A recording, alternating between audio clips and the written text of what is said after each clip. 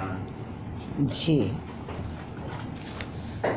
हमारा जो आज का विषय है, सबसे खुशी की बात ये है कि आप लोगों के सामने हिंदी साहित्य की बात होगी और आप सब इतनी अच्छी हिंदी बोल रहे हैं। विशेष रूप से उनको सुन कर के मुझे लगा कि हिंदी के बारे में जो अक्सर कहा जाता है कि हिंदी को लेकर के जिस तरह का उत्साह आज़ादी के बाद होना चाहिए था हमारे देश में, वैसा उत्साह नहीं है। लेकिन बहुत से कारण हो सकते हैं उसके, और लेकिन मुझे जो अच्छा लग रहा है वो ये है कि आप लोगों के मुँह से हिंदी को और शुद्ध हिंदी को सुनते हुए बहुत खुशी हो रही है। शुद्ध हिंदी से मेरा तात्पर्य ये है कि कठिन हिंदी, बहुत संस्कृत निष्ठ हिंदी नहीं, सामान्य ढंग से, सहज भाव से। और आप तो मणिपुर के ही हैं और तो बहुत खुशी हो रही है। आज का जो विषय है वो हिंदी साहित्य में हाशिए के विमर्श के लोगों का मूल्यांकन, यही विषय है ना। हम आधुनिक हिंदी साहित्य की शुरुआत 1900 से मानते हैं और माधवराव सप्रे की टोकरी भर मिट्टी जो उनकी लघुकथा है उससे मानते हैं कि आधुनिक हिंदी साहित्य। हालांकि 1850 से भारतेंदु हरिश्चंद्र से हम आधुनिक हिंदी साहित्य और नवजागरण की बात करते हैं और मान के चलते हैं कि तब से शुरुआत हो चुकी थी। लेकिन उस समय जो अवधारणा थी हिंदी साहित्य को लेकर के, वो अवधारणा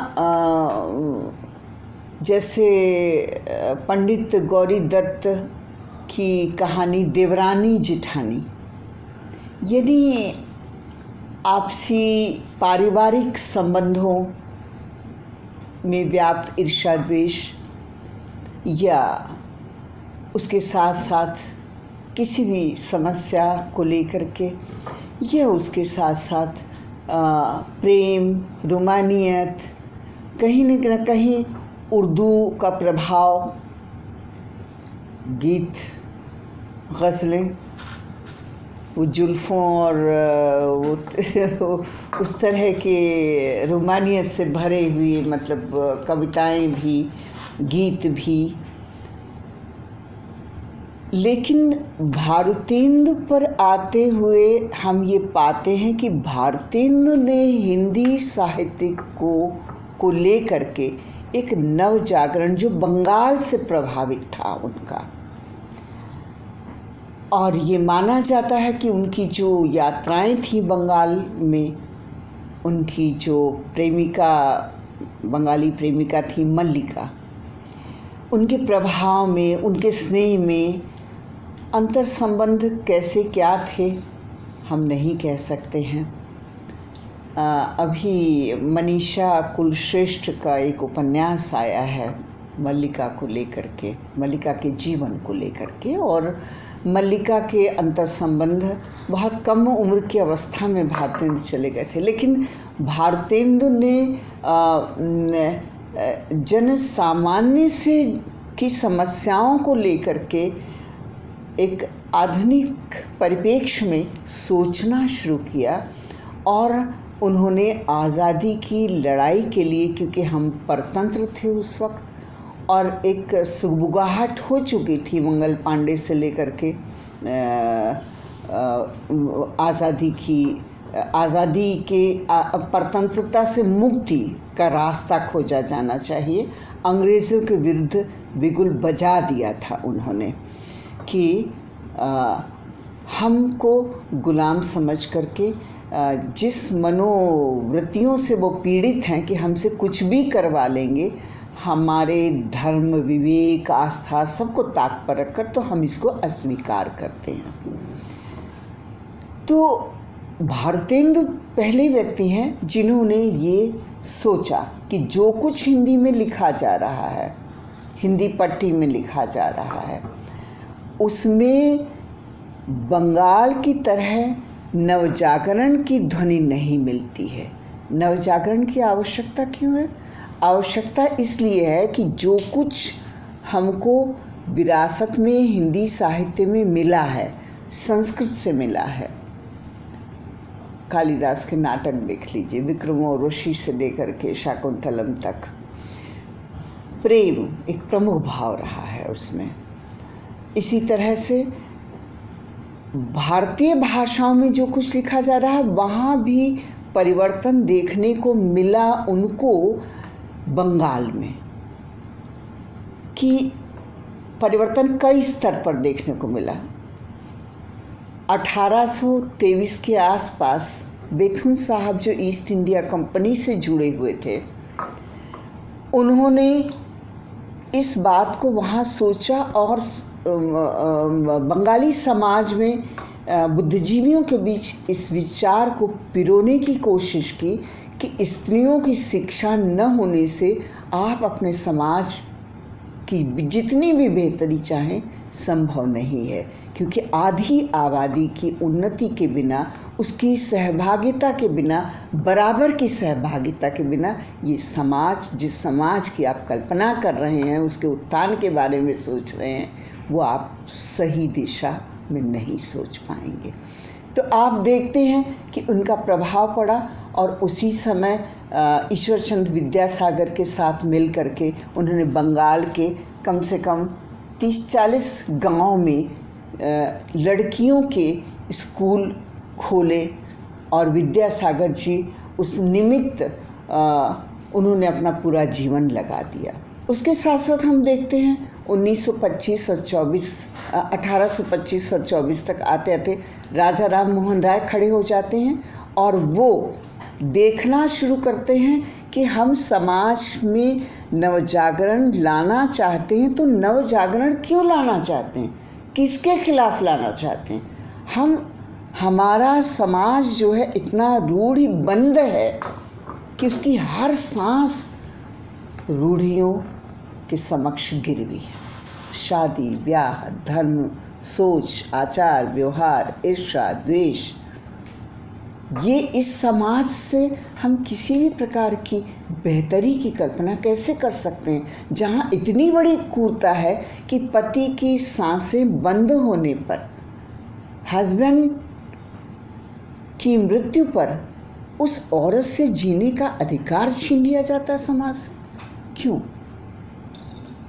इसलिए उसके पीछे की चीज़ों को बाद में सोचा गया कि ये इसके पीछे संपत्ति पर एक छत्रता की मंशा है, यानी स्त्री जिंदा रहेगी तो पति के हिस्से का जो अधिकार है घर और संपत्ति पर, वो उस पर हकदारी साबित करेगी कि मेरा हक है, मैं रहूँगी।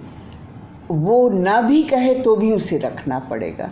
तो वो सब चीज़ें बाद में सोची गई, लेकिन पहले ये सोचा गया कि ये इतना अमानवीय क्यों भारतीय समाज में।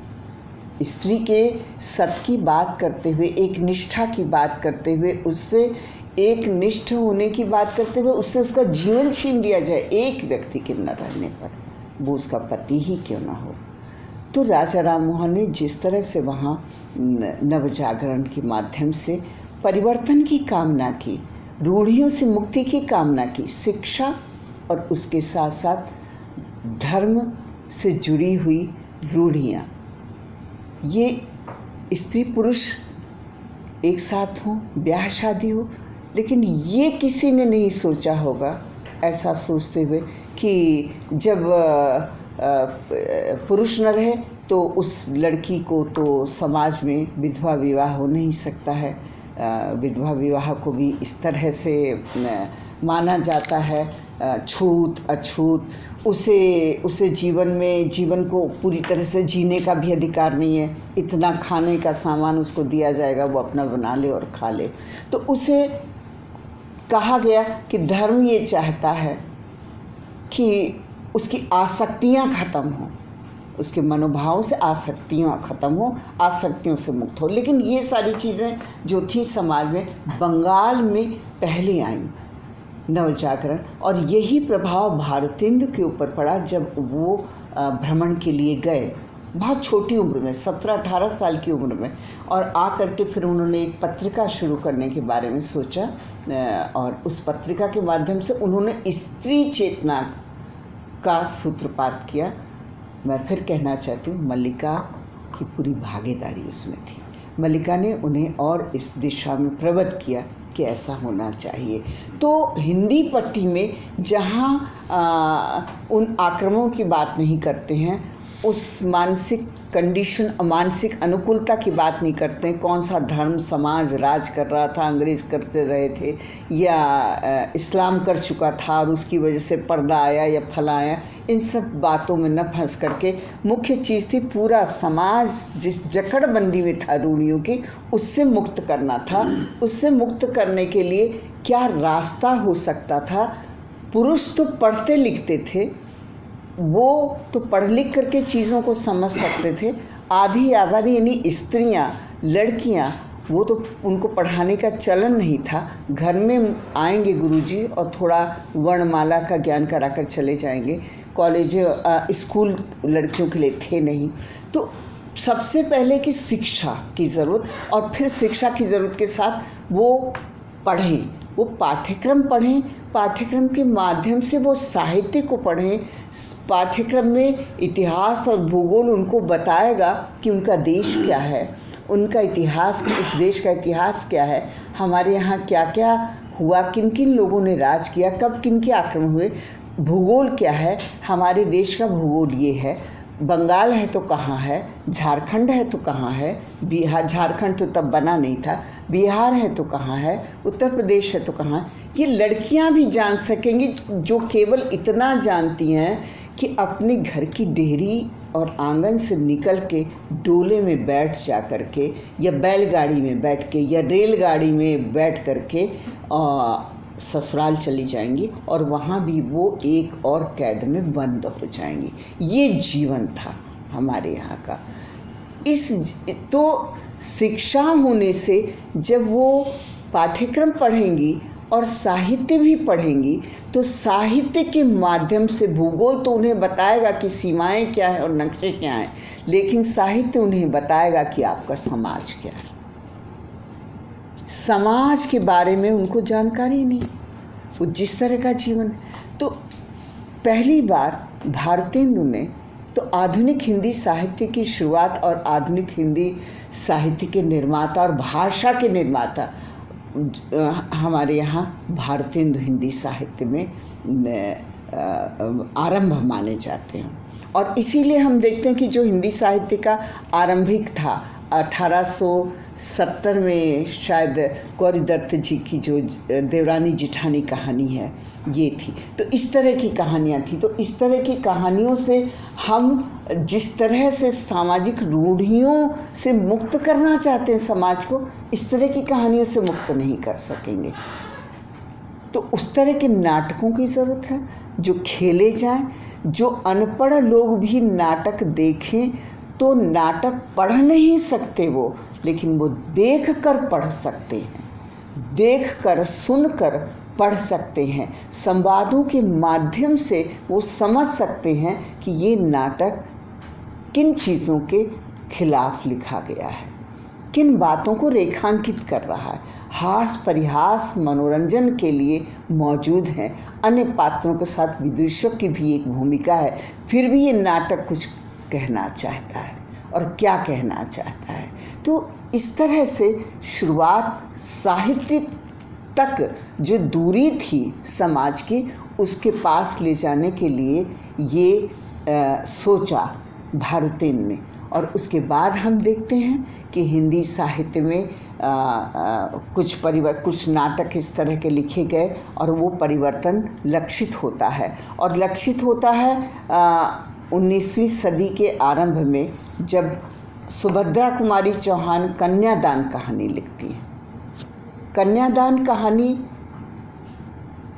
लिखकर वो क्या बताना चाहती थी? क्यों सुभद्रा जी ने शौर्य की कविताएं लिखी?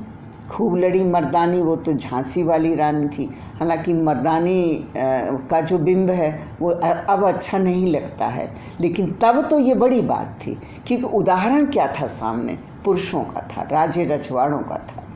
ये राजा पराक्रमी राजा था, उसका राज्य धन धान्य से परिपूर्ण था। उसके यहाँ फला फला नवरत्न थे, उसके यहाँ फला फला ये था, उसके यहाँ ये था, उसके यहाँ वो था। और उसके राज्य में, उस राजा के राज्य में प्रजा सुखी थी। यानी जन के लिए सिर्फ एक लाइन इतिहास में मिलती। तो ये जन का इतिहास कौन लिखेगा? साहित्य लिखेगा। हिंदी साहित्य के आरंभिक दौर में साहित्यकारों को ये समझ में आया कि अब तक राजा रजवाड़ों का इतिहास वो पढ़ते रहे, साहित्य भी पढ़ते रहे, तो राजा रजवाड़ों की गाथाएं पढ़ते रहे, उनकी शौर्य गाथाएं पढ़ते रहे, उनके बारे में पढ़ते रहे, उनके पराक्रमों के बारे में पढ़ते रहे, लेकिन ये नहीं पढ़ते रहे कि उसके राज्य में प्रजा कैसी थी, जन कैसा था। तो यहाँ जब सुभद्रा कुमारी चौहान की कहानी कन्यादान पर हम आते हैं, या महादेवी वर्मा की लक्ष्मा, उनके जो रेखा चित्र थे वो भी निम्न वर्ग को लेकर के थे, और श्रृंखला की कड़ियाँ लिखी। यहाँ परिवर्तन आना शुरू हुआ जो भारतेंदु ने देखा था। यहाँ टोकरी भर मिट्टी में स्त्री का मजबूत चरित्र निकल करके आता है माधवराव सप्रे की, कि वो जो जिसकी झोपड़ी है वो बुढ़िया राजा को चुनौती देती है, उस बड़े आदमी को चुनौती देती है कि एक टोकरी मिट्टी मेरी झोपड़ी को ध्वस्त करने लगे, उठा के दिखाओ, तुम उठा सकते हो क्या? वो नहीं उठा पाता है। इसका मतलब है ये रिएक्ट करना नहीं था, ये रिवोल्ट था। ये गरीबी और अमीरी, वर्ण व्यवस्था के बीच का रिवोल्ट था। माधवराव सप्रे की कहानी टोकरी भर मिट्टी। और यहाँ महादेवी और लिखती हैं वो कविताएं जो छायावाद में किसी अदृश्य सत्ता को निवेदित थी। मैं नीर भरी दुख की बदली, उमड़ी थी कल मिट आज चली। वो स्त्री जीवन के त्रास को लेकर, यातना को लेकर के, पीड़ा को लेकर के, ये एक स्त्री की पीड़ा थी जो उनकी कविताओं में किसी अदृश्य शक्ति को लेकर के निवेदित हुई। लेकिन वही महादेवी वर्मा क्या चाहती हैं समाज से? वो कहती हैं, आओ हम सब मिलकर झूलें, आओ हम सब मिलकर झूलें, पींग बढ़ाकर नभ को छू लें। यानी हम मिलकर झूलें, यानी स्त्री और पुरुष जो अलग हो चुके हैं उनके अलग अलग झूले हैं, उनके अलग अलग आसमान हैं। स्त्री का तो कोई आसमान है ही नहीं, वो आंगन के बीच में कैद है, लोटा लेके तड़के मुंह अंधेरे घर के बाहर खेतों पर निकलती है जिस वक्त आसमान नहीं दिखाई देता है। तो वो लौटती है, अंधेरे में निकलती है, अंधेरे में वापस आती है, चादर ओढ़ कर निकलती है और चादर ओढ़े ओढ़े ही घर में दाखिल होती। तो जब वो कहती हैं कि आओ हम सब मिलकर झूलें, पींग बढ़ाकर नभ को झूलें, तो जो आधी आबादी, एक वंचित हाशिए की आबादी स्त्री, जिसको हाशिए पर डाल दिया गया, जिसका समाज में 100% में 50% हिस्सा है, वो आसमान से वंचित है। तो वो कहती हैं कि आओ हम औरतें, वो शक्ति भी, सहकारिता की शक्ति को भी आवाहन करती, हम मिलकर झूलें, पींग बढ़ाकर नभ को छूलें, जिस नभ को हमने बहुत मुट्ठी भर नव को देखा। तो लेखन में भी परिवर्तन आना शुरू हुआ। अपने मन की बात भी वो करती रही, उसके साथ साथ तो कहीं ना कहीं इसी के साथ हम देखते हैं, जब आगे बढ़ते हैं हम आते हैं प्रेमचंद पर। प्रेमचंद 1914 में 15 में सेवा सदन आता है उनका, और निर्मला आती है, स्त्री के मन की बात, स्त्री को लेकर के। और आप देखते हैं उसी समय बंगाल में ब्रह्म समाज जो है वो पढ़ने लिखने की बात को लेकर के बहुत आगे बढ़ने लगा, और अपने आप को पढ़ लिख करके किसी भी वर्ण व्यवस्था में ब्राह्मणी व्यवस्था सबसे ऊंची होती, उसको नीची दृष्टि से देखने लगा। वो पढ़ा लिखा है, तो पढ़ने शिक्षा की महत्ता को एक उसने स्थापित किया। यहाँ भी धीरे धीरे आने लगा, और यहाँ आने लगा हिंदी पट्टी में भी, और हम पाते हैं समांतर महाराष्ट्र में भी दलित और वंचितों को लेकर, वंचित यानी स्त्री को लेकर के सबसे पहले शिक्षा को लेकर महाराष्ट्र में सोचा जाने लगा। हिंदी पट्टी में बाद में आया, तो हिंदी साहित्य में भी थोड़ा बाद में आया। तो ये हम देखते हैं कि जब प्रेमचंद आते हैं तो निर्मला लेकर आते हैं, सेवा सदन लेकर के आते हैं, और उसके साथ साथ वो ऐसी कहानियाँ लेकर के आते हैं, वो ऐसी कहानियाँ लेकर आते हैं कि उसके पहले सवा सेर गेहूँ जैसी कहानी उन्होंने स्वयं नहीं लिखी थी। उन्होंने स्वयं भी उसी प्रभाव में जो संस्कृत साहित्य से आया था, अच्छा काम करोगे तो अच्छा फल मिलेगा, तो उन्होंने भी शुरुआती दौर में नमक का दरोगा जैसी कहानी लिखी। शायद पढ़ी हो आप लोगों ने नमक का दरोगा, नहीं पढ़ी। नमक का दरोगा में यही है कि नमक के दरोगा हो, अगर कहीं घूस वूस लोगे तो जेल जाओगे, लेकिन अगर अच्छा काम करोगे, ईमानदारी से करोगे तो ईमानदारी का फल मीठा होता है, और उसको मीठा फल मिलता है ईमानदारी का। हालांकि मीठा फल बिल्कुल नहीं मिलता है, लेकिन उसको मिलता है। तो मातृभूमि, यह मेरी मातृभूमि, ऐसी राष्ट्र प्रेम की कहानी भी प्रेमचंद ने भी पहले ली, लेकिन बाद में सवा सेर गेहूँ आती है उनकी कहानी, बाद में पंच परमेश्वर उनकी कहानी आती। व्यक्ति के जन को वो ये बताना चाहते हैं कि जो भ्रष्टाचार है वो कहीं और से नहीं आता है तुम्हारे अंदर, वो आता है तुम्हारे भीतर के ईर्ष्या द्वेष और प्रतिस्पर्धा से। तभी वो ये साबित करते हैं कहानी में कि पंच परमेश्वर में, कि जब पंच की कुर्सी में वो हथियाना चाहता है और अपनी रिश्तेदार की ज़मीन और वो सब और हथिया ही लेता है, लेकिन जब पंच की कुर्सी में बैठता है तो उसकी आत्मा उसके विवेक को जगाती है। तो यहाँ हम ये पाते हैं कि हाशिए पर पड़ा हुआ जन जो है वो अपनी समस्याओं से खुद जूझता हुआ निकल कर बाहर आता है और उससे लड़ता है, यानी अपने आप से लड़ता है। तो एक दौर शुरू होता है, प्रेमचंद का दौर जो है वो कहीं ना कहीं जन साहित्य जिसको हम कहते हैं, जन के सबसे पहले जन चेतना की बात, जन कैसा है समाज में, उसकी स्थिति क्या है, वो अपने उसके संघर्ष को लेकर के वो निकल करके आता है जन, और कहीं ना कहीं वो भान कर आता है कि असली सत्ता, असली संघर्ष जो है उसकी सत्ता का है, लेकिन उससे सत्ता छीन कर वर्ण व्यवस्था ने कहीं ना कहीं उसको जिन स्थितियों में पहुंचा दिया है वहाँ वो उस स्थिति में। इसीलिए कहा जाता है कि प्रेमचंद पहले व्यक्ति थे जिन्होंने जन साहित्य लिखा। जन साहित्य पहले नहीं लिखा गया।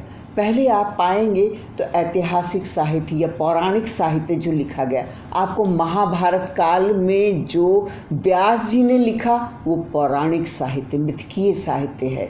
वो उसमें जन कहीं नहीं आता, उसमें पांडवों की कहानी है, कौरवों की कहानी है, उनसे जुड़े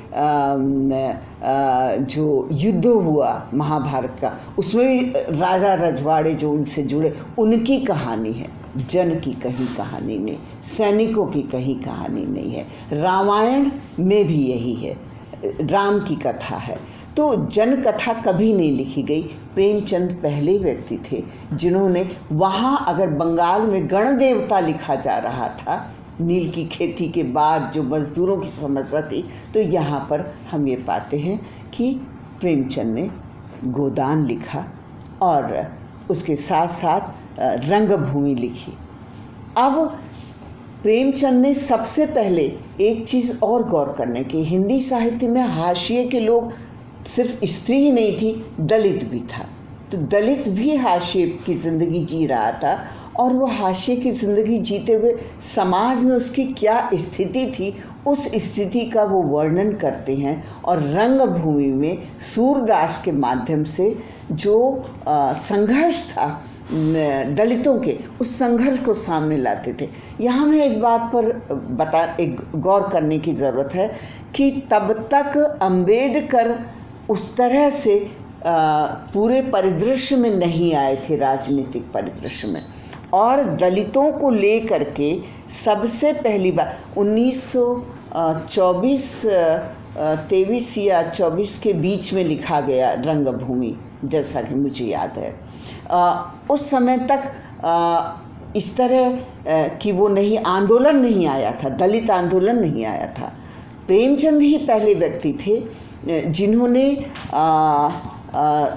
सूरदास के रूप में एक दलित चरित्र की मन की व्यथा को अंकित किया, संघर्ष को अंकित किया, और वो उस संघर्ष में जो सामाजिक व्यवहार उनके साथ हुआ उसको अंकित किया। हालांकि आगे जा कर के जब दलित साहित्य अकादमी की स्थापना हुई, बहुत बाद में जा कर के, तब उन लोगों ने ये तय किया कि नहीं, प्रेमचंद ने जो सूरदास जी की बात की है उसके साथ चमार शब्द जोड़ा है रंगभूमि में। चमार शब्द का अर्थ है वो उनकी व्यथा को, उनके संघर्ष को तो चित्रित कर रहे हैं, पूंजी और उसके बीच को, लेकिन वो जो चित्रित कर रहे हैं वो तो चमार शब्द जोड़कर, वो चमार कहीं अपने भीतर के जो जातिगत बड़प्पन है वो उनसे उस व्यक्ति को चमार कहलवा रहा है। वहाँ वो दलित नहीं कहते हैं, चमार सूरदास को। इतनी सी बात को लेकर के उन्होंने जो हमारा वंचित दलित वर्ग है उसने बहुत आपत्तियां उठाई, और 2004 के आसपास बाकायदा रंगभूमि को जलाया गया, NCERT में पढ़ाया जा रहा था उसको निकाला गया। तो इस तरह की भी बातें हुई। तो ये जो विमर्श आया उसी समय हम देखते हैं कि हिंदी साहित्य में दलित विमर्श, स्त्री विमर्श तो आया ही। दलित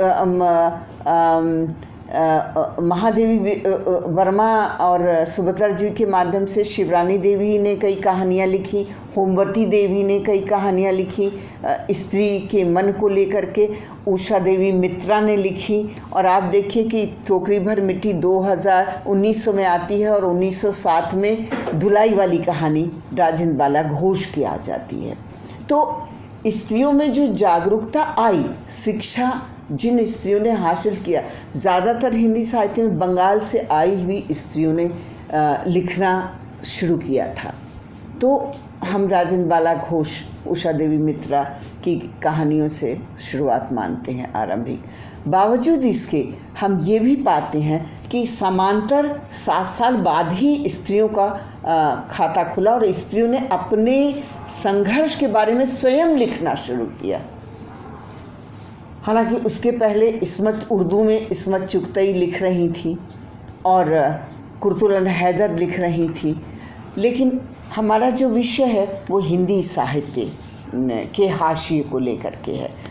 हिंदी साहित्य में वो हाशिया कैसे, किस तरह से आया, अपनी जगह ढूंढने लगा, उस हाशिए से निकलने के लिए छटपटाहट आई।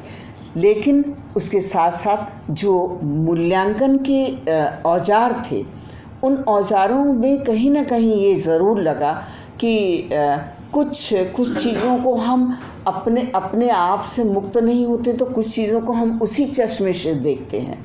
मैं यहाँ अंबेडकर जी को लेकर के कहीं एक आपत्ति मेरे मन में उठती है एक लेखक होने के नाते, कि वो जो प्रेमचंद ने अगर चमार शब्द का इस्तेमाल न करते तो शायद वो बात उतनी तीखी न लगती। जो वर्ण व्यवस्था थी उसमें उनको जो माना जाता था, वो साहित्य में प्रेमचंद तो ये मान के चलते रहे। उन्होंने ये बात कही है कि उनके लिटरेचर लिखने का एम क्या था, साहित्य लिखने का उद्देश्य क्या थे। वो कहते थे मैं यथार्थ को ज्यों का त्यों परोसना चाहता हूँ। जो कड़वा से कड़वा तलछट का यथार्थ है उसको मैं ज्यों का त्यों परोसना चाहता हूँ। मैं कोई काल्पनिक कल्पना करके किसी मनुष्य की कहानी नहीं कह सकता, ये प्रेमचंद ने कहा। प्रेमचंद कहीं गांधीवाद से भी, सेवा सदन में उसको महसूस करते, गांधीवाद से भी कहीं प्रभावित थे प्रेमचंद। ये सिद्ध करते हैं हमारे क्रिटिक्स जो हैं, आलोचक जो हैं, कि नहीं प्रेमचंद, उन्होंने कुछ रचनाएं वैसी चुन ली जिससे उन्होंने साबित किया कि प्रेमचंद प्रगतिशील थे। और प्रगतिशील शब्द जो है वो हमारे यहाँ विदेशों से आया कि प्रगतिशीलता के क्या मायने हैं और उसकी परिभाषा क्या है और उसके मानदंड क्या होने चाहिए। प्रेमचंद ने उसको इनकार किया। प्रेमचंद ने 1936 में जब प्रगतिशील लेखक संघ का अधिवेशन हुआ तो उन्होंने उस अधिवेशन में कहा कि प्रगतिशील शब्द निरर्थक शब्द है, क्योंकि वो उनको मन में कहीं ये सोच ज़रूर रहा होगा कि एक खास दायरे में बंद करके उसी चश्मे से उन चीज़ों को महसूस करने से बहुत कुछ ऐसा है कि व्यक्ति के जो समाज में वंचित वर्ग है उसके व्यक्ति के मर्म में हम नहीं झांक सकते हैं। इसलिए प्रेमचंद ने उस बात से इनकार किया। प्रेमचंद ने ये भी कहीं इस बात का भी दावा, मुझे लगता है डॉक्टर रामविलास शर्मा ने भी 1940 के आसपास जब प्रेमचंद के बारे में किताब लिखी, उन्होंने भी इस बात को, मार्क्सवादी चिंतक थे डॉक्टर रामविलास शर्मा, उन्होंने भी इस बात को की पक्षधरता की कि प्रेमचंद ठीक कह रहे हैं, गलत नहीं कह रहे हैं। क्योंकि अगर मार्क्सवादी प्रगतिशील यशपाल जो उसी समय लिख रहे थे, यशपाल अगर झूठा सच लिख सकते थे तो फिर दिव्या कैसे लिख सकते थे? दिव्या उनको नहीं लिखना चाहिए था। दिव्या स्त्री विमर्श का पहला पड़ाव ने आरंभिक वो लगता है, पहला पड़ाव लगता है उस गंतव्य का, कि दिव्या में उन्होंने दिव्या के माध्यम से उसको एक ऐतिहासिक, एक पौराणिक विषय बना करके उन्होंने उसी भाषा में उनको लिखा, उसके कथानक को लिखा। और दिव्या जिन जिन स्थितियों में राजाओं से, उनके मंत्रियों से टकराती, ऊब चूब होती, निकल करके आती है और जिस सत्य पर पहुंचती है उस सत्य पर न पहुंच पाते अगर प्रगतिशीलता के उन्हीं मापदंडों पर अगर वो चलते। उसी के समांतर हम देखते हैं कि अमृतलाल नागर आते हैं, बूंद और समुद्र लिखते हैं, और बूंद और समुद्र लिखने के बाद में वो लिखते हैं नाच्यो बहुत गोपाल। अब आप वो देखिए कि वो जो समय था कि हाशिए के लोगों की बात एक साथ, राजनीति ने भी अंबेडकर के बात करना शुरू किया, गांधी ने करना शुरू किया, साहित्य में प्रेमचंद ने सबसे पहले शुरुआत की, जब कहीं कोई बात ही उनकी शुरू नहीं हुई थी हिंदी साहित्य में। और उसके साथ साथ हम देखते हैं कि समकालीन जो परिदृश्य दूसरी भाषाओं का था वो भी कहीं इसी के समांतर विकसित हो रहा था। यहाँ पर अंबेडकर गांधी के प्रभाव से कहीं भीतर से बेचैन थे। अंबेडकर पहले जिस तरह से सोचते थे धीरे धीरे वो उनके ऊपर एक नैराश्य सा छाने लगा और उन्होंने ये कहना शुरू कर दिया स्पष्ट रूप से उसी नैराश्य में कि जो गांधी का ग्राम चिंतन है, ग्राम स्वराज की बात कर रहे हैं गांधी, वो दलितों के लिए नरक है।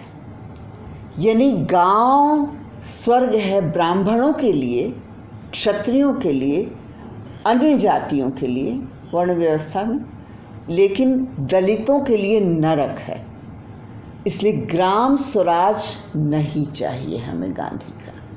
हमें अंग्रेज़ों की तरह शिक्षा चाहिए और उसके साथ साथ नौकरियां चाहिए और उसके साथ साथ नगर समाज चाहिए।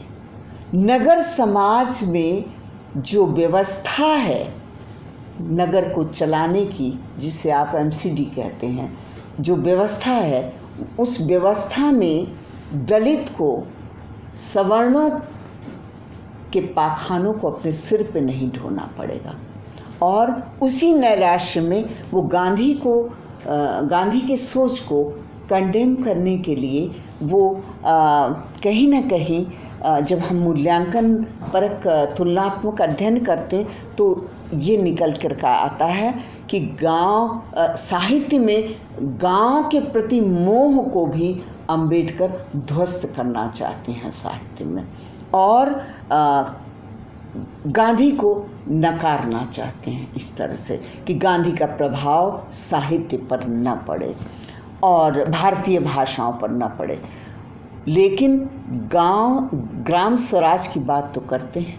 हिंद स्वराज जब गांधी ने किया तो ग्राम स्वराज करते हैं, और उससे प्रभावित होकर के 1940 में गोदान के बाद महाजनी सभ्यता के खिलाफ जन चेतना का जो विस्फोट होता है, उसमें प्रेमचंद जिस तरह से निकाल करके आते हैं और लेकर के आते हैं, और उसमें गांधी के प्रभाव को भी लेकर के आते हैं, क्योंकि सुधार की बात को लेकर के उसमें मालती और ये जो चरित्र हैं मेहता, तो विशद व्याख्या के लिए समय नहीं है, लेकिन हम पाते हैं कि वो कहीं ना कहीं प्रभाव है। सेवा सदन पर तो था ही गांधी का, लेकिन अंबेडकर नहीं चाहते।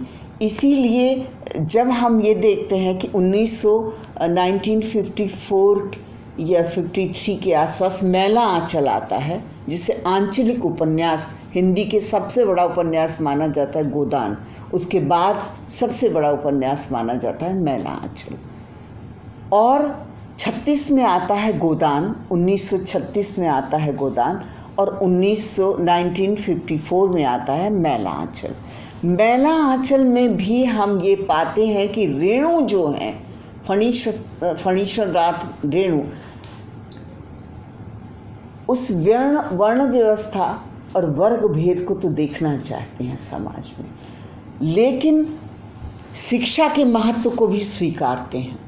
क्योंकि जब अलख निरंजन डॉक्टर बाबू, यही नाम है शायद, है ना, अलख निरंजन डॉक्टर बाबू आते हैं तो गांव में जो सबसे बड़ी चर्चा होती है वो ये होती है कि वो MBBS है और पहले MBBS है।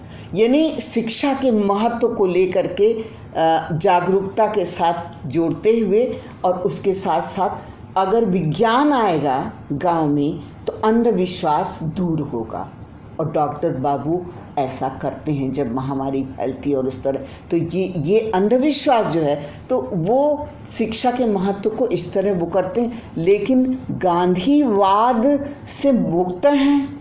शुरुआत में गांधीवाद से रेणु भी प्रभावित थे, और वैसे वो सोशलिस्ट बाद में हुए हैं, और फिर वामपंथ सोच भी, तो जहाँ जो लेना था लिया। लेकिन हिंदी साहित्य में इस सब के बरकस दलित लेखन तो बहुत बाद में हुआ है, जाकर के बहुत बाद में हुआ। अंबेडकर का प्रभाव पड़ा है, और अंबेडकर ने खुद भी गांव से मुक्ति के लिए, धर्म से मुक्ति के लिए उन्होंने हिंदू धर्म त्याग करके बौद्ध धर्म को अपनाया, क्योंकि वो चाहते थे कि हिंदू धर्म के अंदर जो वर्ण व्यवस्था है और उसका जो मानसिक अनुकूलन है ग्रामीणों में वो इतना कट्टर है कि वो दूर नहीं किया जा सकता। तो एक नए समाज के बारे में सोचा जाए और बनाया जाए जो शहरी जीवन हो, एक तरह से जहाँ ये सब चीज़ों से मुक्ति हो। तो दलित साहित्य की शुरुआत जो हुई वो हुई आत्मकथाओं से, और तो उससे जब शुरुआत हुई कि अपनी बात खुद दलित कहें, क्योंकि महाराष्ट्र में जब तक हिंदी में दलित जागृत हुआ, दलित साहित्य आना शुरू हुआ, स्वयं दलित ने माना कि दलित साहित्य वो नहीं है जो प्रेमचंद ने लिखा, दलित साहित्य वो नहीं है जो अमृतलाल नागर ने नाच्यो बहुत गोपाल में लिखा, दलित साहित्य वो नहीं है जो मैला आंचल के माध्यम से आया, दलित साहित्य वो नहीं है जो कहानियों इन लोगों की लिखी कहानियों में उसकी वंचना आई, जो वंचित हो रहा है वो इतना वंचित रहा, वो वंचना उस तरह से नहीं इन लोगों ने लिखा। इन लोगों ने तो चमार कह करके हमारा अपमान किया है, लेकिन वहाँ हरिजन भी शब्द उनको स्वीकार नहीं था गांधी का, क्योंकि वो अंबेडकर के प्रभाव में ग्राम स्वराज स्वीकार नहीं था। तो साहित्य में भी यही आंदोलन बन करके आए, और उसके बाद में दलित एकेडमी ने इस तरह से उसके जब मूल्यांकन किया तो उसे लगा कि ये साहित्य हमारा है ही नहीं, जबकि महाराष्ट्र में दया पवार से लेकर के शरण कुमार लिम्बाले से लेकर के एक दलित साहित्य पहले ही मुखर हो चुका था, और उससे ही प्रेरित होकर के हमारे यहाँ कमलेश्वर जी ने, जो हिंदी साहित्य के जाने माने साहित्यकार रहे हैं, नई कहानी के दौर के जो 3 प्रमुख साहित्यकार रहे, मोहन राकेश, राजेंद्र यादव और कमलेश्वर, तो सारिका का दलित विशेषांक उन्होंने निकाला था। हंस तक आते आते हम पाते हैं कि हंस तो बाद में वो पोतरे धोने वाला काम करता है। इस बीच में ओम प्रकाश वाल्मीकि से लेकर के शिवराज सिंह बेचैन तक एक बहुत बड़ी पांत खड़ी हो गई थी हिंदी में भी। मराठी के बाद एक होता है हिंदी साहित्य में, लेट शुरू हुआ, लेकिन अपनी आत्मकथा के माध्यम से उन्होंने प्रेमचंद के साहित्य को कंडेम करना शुरू किया और ये बताना शुरू किया कि आप जो कुछ कह रहे हैं वो सच नहीं है। वो आप कह रहे हैं कि आप वो यथार्थ जो रियलिस्टिक है, जीवन है, रियलिज़म है, उसको लेकर के चल रहे हैं, लेकिन वो रियलिज़म है ही नहीं जो हम भोग रहे हैं। वो रियलिज़म हम बताते हैं आपको क्या है।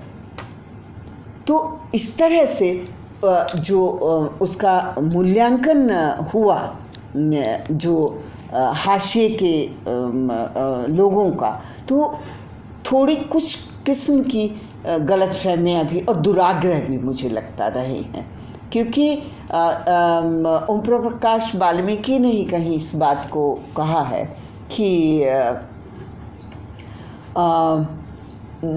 अगर हम प्रेमचंद को कंडेम ना करें, हम ना माने, तो हमें तो चमार शब्द हमारा अलंकरण बनाकर माला हमको पहना करके वो जब भी बाकी साहित्यकार भी जब भी बात करेंगे तब ये कहेंगे। वो ये भूल गए कि प्रेमचंद जो ये मानते थे, जैसे कि एक बार मृणाल सेन से मेरी चर्चा हुई कि आप ओ कबरी कथा बनाते हैं या जो भी फिल्में आप बनाते हैं, आप वंचित और शोषित वर्ग को लेकर के बनाते हैं, लेकिन आपका वंचित और शोषित वर्ग, आदिवासी वर्ग जो है, वो तो मृगया का वो चरित्र तो इस आपकी फिल्म को देख नहीं पाता, क्योंकि जो फिल्म के शोज़ होते हैं वहाँ तक वो पहुँच नहीं पाता, और उन गाँव में पर्दों पर पर्दे लगा करके मशीन ले जा करके जो फिल्म दिखाई जाती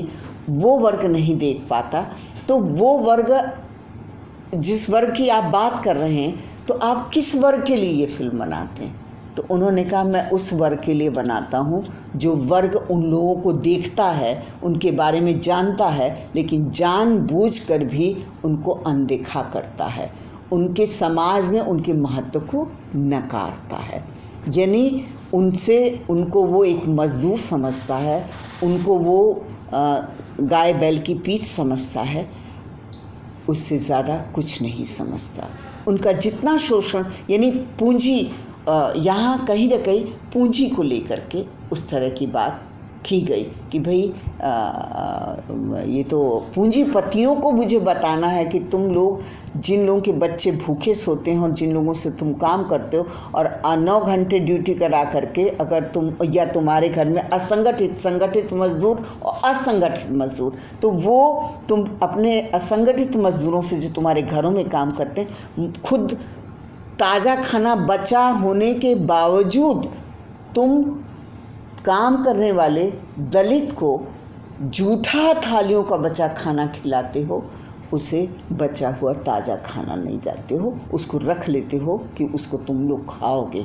तो कहने का, और वहाँ पर एक कहानी ओम प्रकाश वाल्मीकि की जो अभी नाम मैं भूल रही हूँ, जिसमें वो विद्रोह करती है, अंत में वो रिएक्ट करती कि मैं आपकी घर की सेवा कर रही हूँ और करती रहूँगी ज़िंदगी भर, लेकिन ये जूठा खाना आज के बाद मैं नहीं ले जाऊंगी। जूठन है शायद ओम प्रकाश वाल्मीकि की, हाँ मैं भूल गई। जूठन इतनी बहुत चर्चित कहानी है। अंत में वो रिएक्ट करती।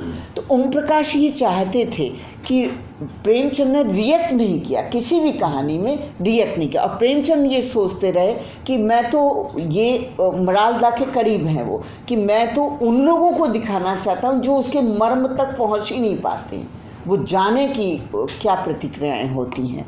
तो ये मुझे लगता है कि मूल्यांकन में कहीं ना कहीं कुछ भ्रम जो हैं वो हुए हैं। हालांकि ओम प्रकाश जब तक जिंदा थे कभी उन्होंने स्वीकारा नहीं। अभी उनको मरे हुए भी मेरे ख्याल से 5-6 वर्ष हुए हैं, कैंसर में उनकी डेथ हुई, लेकिन वो हमेशा गुस्से में रहते थे। शिवराज सिंह बेचैन तो बहुत ही गुस्से में रहते थे। एक बार तो हम लोग किसी कार्यक्रम में साथ में थे और प्लेट में बिस्किट और काजू किशमिश रखे हुए थे, तो वो मेरे ऊपर बहुत बोलने के बाद बहुत नाराज़ हो गए कि चित्रा जी, आप तो फिलिस्टिक उससे आई हैं और आप तो वही रहेंगी, आपका एटीट्यूड बदल नहीं सकता। अब हो सकता है कि कुछ कीड़े मानसिक अनुकूलन के आपके भीतर होते हैं, और मैंने कहा ये जो प्लेट में से उठाकर आप भी खा रहे हैं और मैं भी आपकी प्लेट से खा रही हूँ, अगर ऐसा होता तो शायद मैं इस प्लेट को छूती भी नहीं, खिसका देती ऐसे। मेरे अंदर परिवर्तन आया है, परिवर्तन आता है, धीरे धीरे आता है। जो कंडीशनिंग रही है सदियों से, उससे मुक्त होने में समय लगता है। मुक्त होने का समय दीजिए और लीजिए भी उसको। एकदम एक होता एकाएक आप सदियों से जो परंपराएं चली आ रही हैं उनमें कुछ गलत सोचा गया और गलत विभाजन हो गया। श्रम को किनारे करके उसके श्रम की कीमत जूठन से की गई कि उसके श्रम का मतलब था कि उसके बदले में आप ताज़ा खाना नहीं, अन्न दीजिए। मैंने भी एक डोमिनिका की कहानी लिखी, लघुकथा भी मेरी, जो मैंने दर्जा 7 में लिखी थी डोमिनिका की। उसमें यही था कि मेरी दादी ने मुझे एक थप्पड़ इसलिए मारा था कि मैंने कहा डोमिन आ गई, डोमिन आ गई। तो उन्होंने कहा नहीं डोमिन क्यों कहा इनको, ये डोमिन नहीं तुम्हारी काकी लगती हैं। तो जब दूसरे दिन उन्होंने मुझे दिया कि अनाज की टोकरी और उस पर रखी हुई पने थी, जा कर के पने थी, मोटी रोटी होती थी, तो उसको जा कर के उनके कोंच में यानी आंचल में डाल आओ। तो जब डालने गए हम तो वो छिड़क गया, वो बाहर हो गया उनके आंचल से। तो हम बैठ गए, हम बैठ कर के उसको समेटने लगे। तो मेरी दादी ने मुझे फिर बुलाया, इधर आओ। मैंने कहा क्या? उन्होंने मुझे एक चांटा मारा, छू लिया तुमने? उन्होंने मेरी काकी को बुलाया, यानी मेरे बड़े चाचा ताऊ की पत्नी को बुलाया कि इसको गंगा जल की बोतल ले आओ, इसके ऊपर छिड़को और इसको नहान घर में ले जाओ और किसी और से कपड़े अपने भी मंगवाओ, क्योंकि वो मुझे पकड़ के ले जाएंगी नहलाने के लिए। और उन्होंने खुद चांटा मुझे मारा तो उनकी उंगलियां मेरे गाल पर पड़ी, तो मैंने वो छू लिया था। तो उन्होंने अपने लिए भी दूसरे स्नान घर में उनकी धोती और वो रख देने के लिए कहा।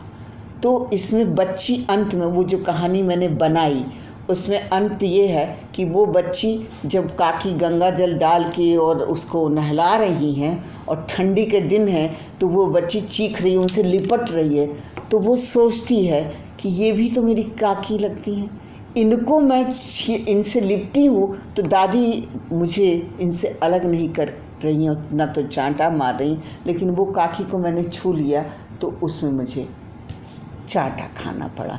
तो ये ना थोड़ा मुझे लगता है कि जो इसका एक मूल्यांकन शुरू हुआ तो वो दलित साहित्यकारों ने इसको एक अलग ढंग से, उनको लगा कि नहीं विद्रोह करके तुरंत रिएक्ट करके, तो मुझे लगा कि वो तो एक गलत भावना जो घर किए बैठी है उसके प्रति आप वो हिंसा, भावनात्मक हिंसा के प्रति आप प्रतिहिंसी हो रहे हैं।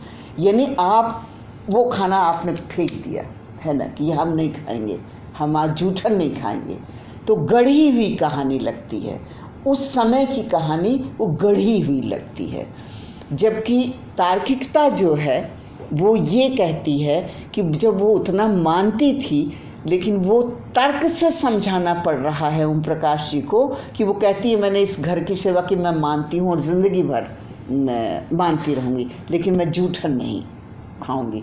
तो ये कहती है, तो मुझे लगता है कि ये ठीक उन्हीं की तरह भावनात्मक जो हिंसा वो लोग कर रहे थे, वो बदले में उसकी इस तरह की प्रतिक्रिया ने, तो मूल्यांकन थोड़ा सा तार्किकता से अलग हटता है और जिस यथार्थ की बात करते हैं प्रेमचंद उस यथार्थ से कहीं थोड़ा दूर जाती हैं ये कहानियाँ। और आत्मकथात्मक जो लेखन आया है उसमें कहीं ना कहीं आप पाते हैं कि जब यशपाल फूलों का कुर्ता कहानी लिखी उन्होंने भी जो हमारी रूढ़ी है उस पर प्रहार किया और एक बच्ची के अबोधपन के माध्यम से यशपाल वो संदेश देते हैं, तो सर्जना का उत्कर्ष मिलता है। एक कोई लाइन नहीं देते हैं कि ऐसा मत करना कि ये गलत है, जबकि वो ओम प्रकाश कहते हैं इस चीज़ को जूठन में। और यहाँ पर जो है वो सिर्फ दिखाते हैं कि फूलों को कहा गया है, फूलों जो ये है देखती है कि जब ससुराल वाले आते हैं, लड़की के ससुराल वाले आते हैं तो घूंघट काढ़ लेती हैं लड़कियाँ, बहुएं सब घूंघट काढ़ लेती, अपनी माँ के सामने वो घूंघट नहीं काटती मायके में, और ससुराल में आकर के वो ससुराल वालों के सामने घूंघट काट लेती।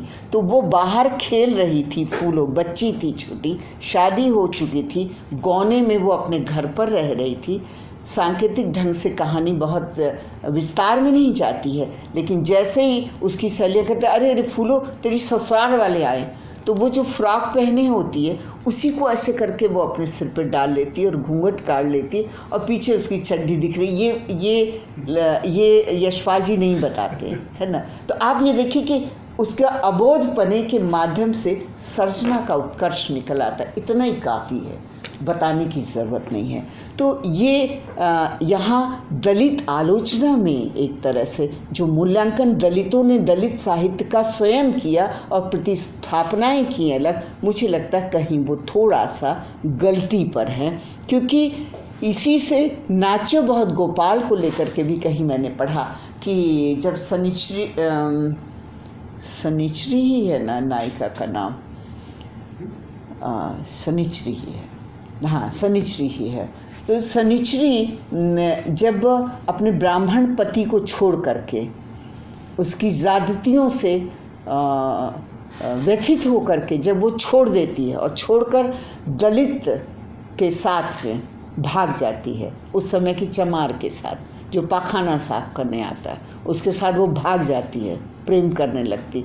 तो जो भाग जाती है तब आगे जा कर के पूरे उपन्यास की कहानी जिन जिन मोड़ों से निकलती है और गुजरती है, अंत में जा कर के सनिचरी का ये वो आता है कि वो कहती है कि पुरुष चाहे सवर्ण हो या अवर्ण हो, आशय यही है एक ही होता है, यानी वो भी उससे मारपीट करता है, वो भी उसको छोड़ जाता है। यानी दलित पुरुष जो अपने लिए नहीं चाहता है और जो ये कहता है, तो दलित स्त्री भी तो नहीं चाहती है, वो भी चाहती है कि ये उस अमानवीयता जो ये स्वयं पुरुष होकर के हमारे साथ करता, हमें उससे मुक्त करे। जब ये अपनी बात कहता है, अपनी जात की बात कहता है, शोषण की बात कहता है, तो भी ये हिंसक अपनी पत्नियों को लेकर के कैसा हिंसक हो जाता है।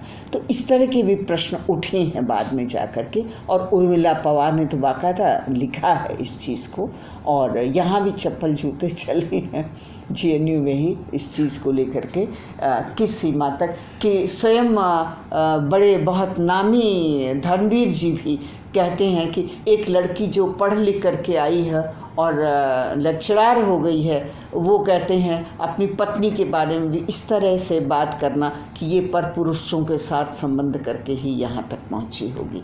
तो ये कहीं ना कहीं एक कुरीति से जो सदियों से चली आई थी, वो लड़ते लड़ते दिशा, अगर सही दिशा में खिड़कियों के पल्ले न खोले जाएं तो जो हवा आती है, अब आपको पता चल रहा है कि बाहर धुआं है हवा में, तो उस धुएं के लिए के समय तो आप खिड़की बंद ही रखिए, उस धुएं को ना आने दीजिए। ताज़ी हवा जब चल रही है तब खिड़कियां खोलिए और ताज़ी हवा को आने दीजिए। तो ये इसके लिए जो एक लॉजिक, एक तार्किकता की ज़रूरत होती, वो तार्किकता बहुत ज़रूरी है साहित्य में। मुझे लगता है अब तक तार्किकता के उस तटस्थता के बीच खड़े होकर के जो मूल्यांकन होना चाहिए हाशिए के लोगों का, वो नहीं हुआ है, क्योंकि धीरे धीरे वही सब चीज़ें आ रही। साहित्य जागरूक करता है, लेकिन वो स्वर जो महाराष्ट्र में उठा, यहाँ भी कौशल्या वैसंत्री के जो उपन्यास हैं उसमें शोषण की बात को लेकर के है, शोषण की बात को लेकर के कि उनको पढ़ने नहीं दिया जा रहा था, लेकिन उस शोषण की बात है कि पढ़ करके नौकरी नहीं पा रही, तो उसमें सवर्ण लोगों की क्या भूमिका है। तो इस तरह की जो विचार हैं, ये विचार ठीक नहीं है, क्योंकि घास वाली कहानी प्रेमचंद की अगर आप लोगों ने पढ़ी हो, तो घास वाली में मुलिया है दलित, और ठाकुर चैत सिंह ही नाम है शायद, ठाकुर चैत सिंह वो हैं। वो एक बार खेत में काम करते हुए मुलिया का हाथ पकड़ लेते हैं, तो मुलिया कहती है कि मेरा हाथ इस तरह आपने पकड़ा है, क्या आपकी पत्नी का हाथ कभी खेत में अकेली मिल जाए, कोई दलित पकड़ ले, तो आपको स्वीकार होगा? ये मेरे मान सम्मान के बारे में आप बिल्कुल नहीं जागरूक नहीं हैं, मैं गरीब हूँ इसलिए मेरे साथ ऐसा भी हुआ। लेकिन यही प्रेमचंद एक दिन देखते हैं कि मुलिया ने उनके घर काम करना बंद कर दिया, ठाकुर चैत सिंह के घर। मुलिया कोर्ट कचहरी के प्रांगण में घास का गट्ठर बेच रही है, और किसी अंग्रेज़ के सामने उसको इसलिए रिझाते हुए दिखा रही है कि ये हरी और ताज़ी घास है, वो गट्ठर खरीद लेगा और उसे ज़्यादा दाम देगा। लेकिन यहाँ पर चैत सिंह अपने गाड़ीवान में उसके पति को बुला करके नौकरी ही नहीं देते हैं कि ये गरीबी से मुक्त हो, उसके मान सम्मान की रक्षा के लिए। उसके साथ साथ वो उस घास के गट्ठर को भी इस तरह से खरीदवा लेते हैं कि उसको ज़्यादा दाम मिल सके और वो वहाँ ना जा सके, वो बंधा हुआ गट्ठर घास का मुलिया से यहाँ खरीदे। यानी अगर कंडीशनिंग से मुक्त होता है सवर्ण पुरुष, तो कहीं न कहीं इस बात से भी मुक्त होता है कि वो दलित की बेटी या दलित की स्त्री केवल उसके लिए भोग्या ही नहीं है, भोग्या तो उसकी पत्नी भी उसके लिए हो सकती है, उसकी बिरादरी की लड़की भी उसके लिए हो सकती है, लेकिन जो दलितों की शिकायत है वो इस बात को लेकर के, तो यहाँ वो उसके मान सम्मान की रक्षा के लिए आगे आता है। और एक बार वो मुलिया से जब मिलता है तो ठाकुर साहब मिलते हैं चैत सिंह, तो मुलिया कहती है, मुलिया खुद उनका हाथ पकड़ लेती, कहती है आपने जो मेरे साथ किया, तो बोले तुम्हारे मान सम्मान की रक्षा तो करनी ही चाहिए थी, तुमने मुझे गलत समझा था। तो वो समझ चाहते थे विकसित हो और यथार्थ भी सामने आए। तो विकसित तो तभी होगा जब मन बदलेंगे, मनोविज्ञान बदलेगा उसको लेकर। जो रूढ़ियाँ बैठी हुई हैं दिमाग में, वो जब तक मनोविज्ञान उसका नहीं बदलेगा वो रूढ़ियों से मुक्त नहीं हो पाएगा। ये समय नहीं दिया गया, तो थोड़ा सा ये महसूस होता है। और हाशिए के लोगों का जो मूल्यांकन एक तर्क परक ढंग से होना चाहिए, मुझे लगता है कि हमारे यहाँ कहीं न कहीं राजनीतिक प्रभाव में भी आकर के जो कुछ, क्योंकि राजनीतिक प्रभाव में आके दलित ने जो लिखना आरंभ किया हिंदी साहित्य में, वहाँ पर प्रेमचंद ये कहते हैं कि साहित्य जो है वो राजनीति के आगे चलने वाली मशाल है। तो वो राजनीति से अपने रियलिज्म, अपने यथार्थवादी लेखन की दृष्टि को, अपनी सोच को नहीं बदल सकते, लेकिन दलित साहित्य ने ये किया है। तो थोड़ा कोई क्रिटिक शायद ऐसा हो भविष्य में जो इसको सही परिप्रेक्ष्य में देखे। ये खाई सी निर्मित हो गई है और ऐसे कई और उदाहरण मैं दे सकती हूँ कहानियों के, जहाँ पर हम ये पाते हैं कि प्रेमचंद को थोड़ा समझने में भूल हुई, क्योंकि प्रेमचंद ने इतना कड़वा सच सामने ला करके रख दिया कि कुत्ते को दूध पिला रहे हैं लेकिन उसके बच्चे को नहीं दे रहे।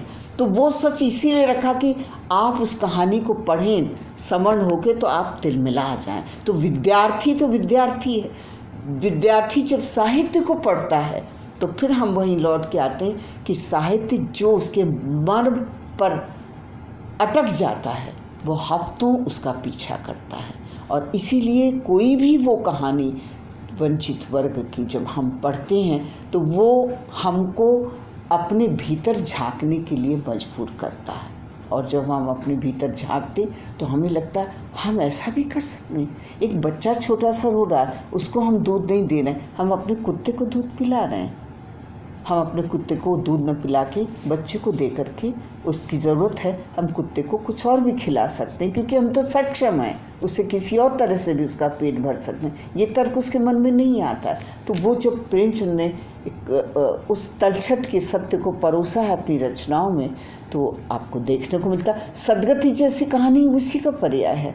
मुझे लगता है प्रेमचंद ने ब्राह्मणों को लेकर के जिस तरह से वो लकड़ी कटवाता है, लकड़ी काटते काटते वो बेहोश हो जाता है, बेहोश होकर वो ख़त्म हो जाता है, और फिर उसकी पत्नी से जो सदगति प्राप्त मरने के बाद की गति को प्राप्त करने का जो भ्रम है, उसको लेकर के जिस तरह का संजाल रचता है, उसकी पत्नी जिस उससे पीड़ा से गुजरती है, वो उसके क्रूरतम पक्ष को कहानी में लाकर प्रेमचंद ने हमको ये दिखाने की कोशिश की है कि हम कितने नीचे गिर चुके हैं। धर्म ने हमको किस तरह की कुरीतियों से जोड़ दिया, तो उससे तो बचने की ज़रूरत है। तो जो समझ थोड़ा सा मुझे लगता है कि मूल्यांकन की बात उठाई गई है आपके विषय में, थोड़ा सा इसको कुछ लोगों को आगे आना चाहिए, लेकिन अगर खाँचों में बंद रहकर ही सोचा जाएगा तो शायद वो संभव नहीं हो पाएगा।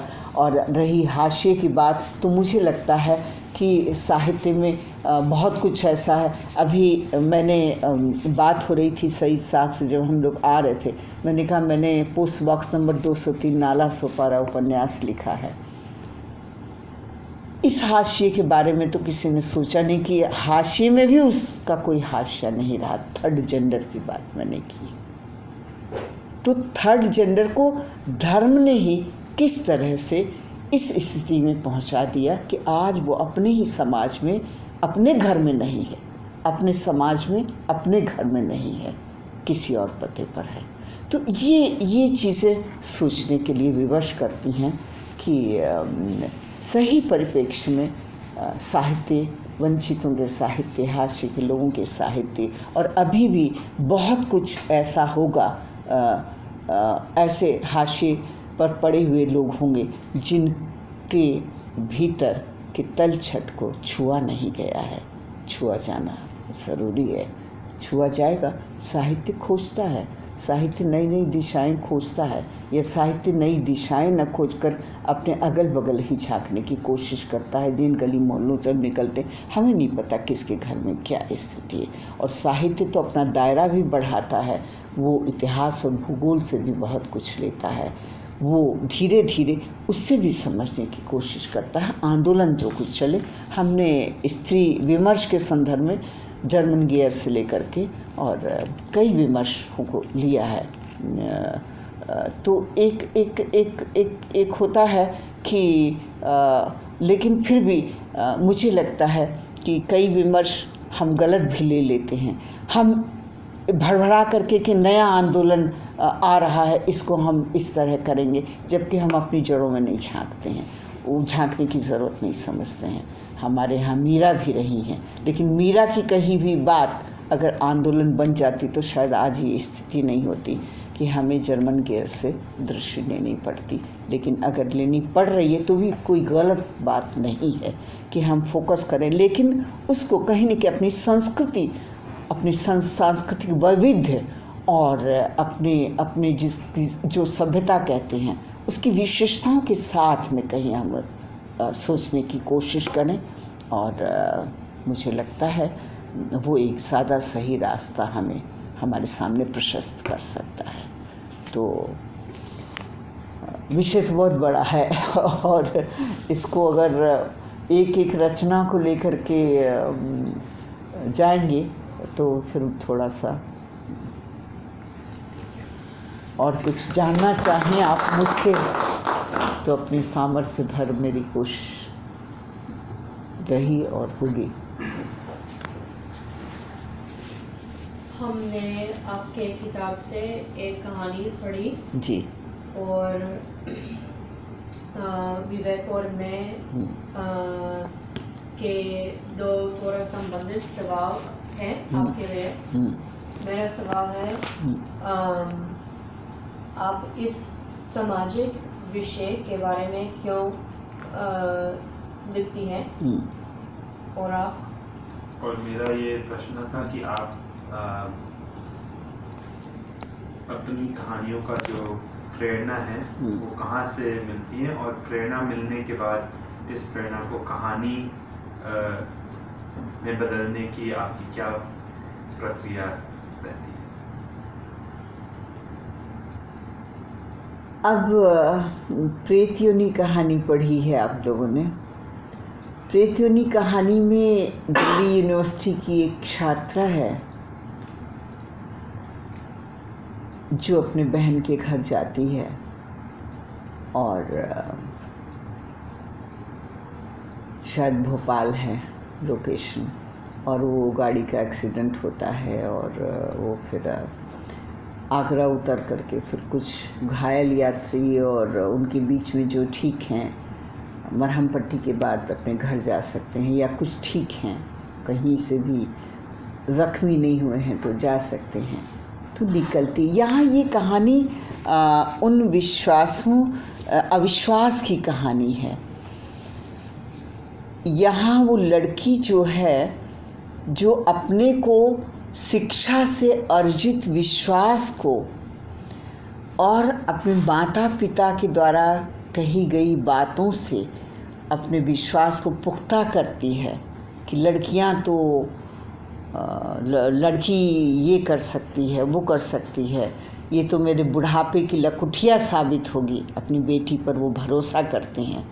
लेकिन एक इतना सा हादसा जब होता है कि वो जो टैक्सी करके साझे की दिल्ली आ रही होती है और बीच में अगली सवारी के उतर जाने पर जो टैक्सी ड्राइवर है उसकी जो कामुक इच्छा है वो उसे शिकार बनाने की कोशिश करता है। ये अपने को स्वयं को बचाने की कोशिश में भागती है और उससे बच निकलती है, और बच निकल करके वो पुलिस स्टेशन जाके FIR दर्ज करवाती है।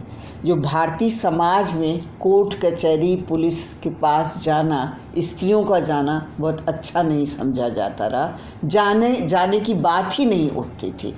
उस समाज में कहीं ना कहीं तो परिवर्तन आया और अपनी बेटी के लिए अपने पिता और अपने माँ बाप ये सोचते हैं कि वो पढ़ रही है और आगे जाके उसको बहुत कुछ बनना है। लेकिन वही बेटी जब घर में आकर के अपने माँ बाप को, पुलिस वाला लेकर आता है रात को और अपने माँ बाप को बताती है कि वो कैसे कैसे इस दुर्घटना के बाद जो उसको मरा समझ लेते हैं, और मर करके चूँकि असामयिक मृत्यु हुई है तो हमारे यहाँ कहा जाता है प्रेत योनि में जाएगी, उसकी आत्मा भटकेगी, क्योंकि उसको पूरी उम्र जीने के लिए नहीं मिली है। तो वो सोच बैठे थे, तो उनको बताती कि नहीं, मैं ऐसे भाग करके बच के किसी तरह से आ गई हूँ, ड्राइवर ने ऐसी बदतमीज़ी करने की कोशिश की थी। लेकिन दूसरे दिन अखबार में एक बॉक्स आइटम छपता है। पुलिस वालों के पास जो अपराध को कवर करते हैं पत्रकार, क्राइम रिपोर्टर, तो वो जो समाचार पाते हैं उसको अखबारों में देते हैं। उसमें एक बॉक्स आइटम छपता है कि एक लड़की दिल्ली यूनिवर्सिटी की ये वो ऐसे दुर्घटनाग्रस्त होकर के ऐसे पहुंची और पुलिस स्टेशन जाके उसने FIR दर्ज करवाई उस ड्राइवर के खिलाफ। और वो तो पुलिस को बड़ा मतलब गर्व है इस चीज़ पर कि लड़की ने अपने आप को बचा करके। लेकिन वही लड़की वही उसी घर में जैसे ही माँ वो बॉक्स आइटम पढ़ती है तो अलग अलग चैप्टर खुल जाते हैं।